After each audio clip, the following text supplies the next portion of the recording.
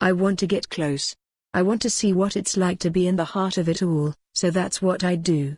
I push in from the side, past the drummers, and the pipers, and the guy flogging flags for 8 quid each, and the men in ponchos who've come all the way from Aberdeen, and the students chanting Tories, Tories, Tories, out, out, out, and I find a spot by the gate to Kelvingrove Park where they're selling burgers and saltires. I'm ready for my first Independence March. Here we go. My first impression is that it's a bit more subdued than I expected. Maybe it's the rain. I ask some of the marchers whether the weather made any of them think about staying at home.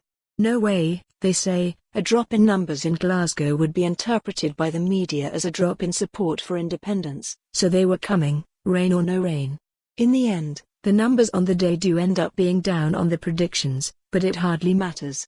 The ones that didn't come still want independence, they just don't want to get wet. But we really need to get going now, and there's a woman patrolling the edge of the march who's trying to get the party started. Come on everyone. Let's hear you. She yells. Let Glasgow know we want independence. A cheer goes up but then it dribbles away. All we can hear, apart from the music, is a helicopter above us.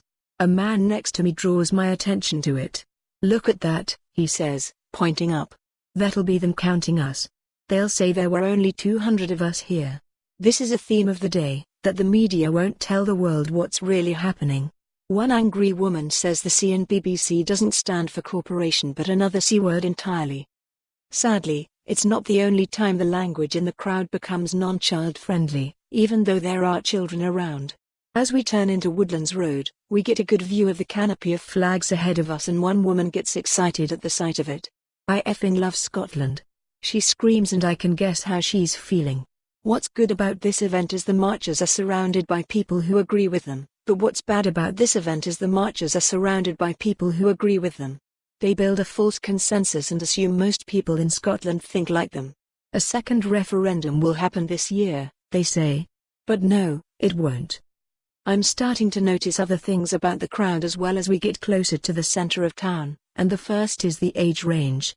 There are lots of young people, teens and 20s, and there are lots of old people too, mostly in their 60s and 70s and mostly men, but not so many people in the middle. And if I had to take a guess at the range in social class, I'd say the same. There are fewer middle-class people here than you'd expect if this was really a cross-section of Scottish society. Is this a problem? Not when you consider that. For more on this story, visit the news article link.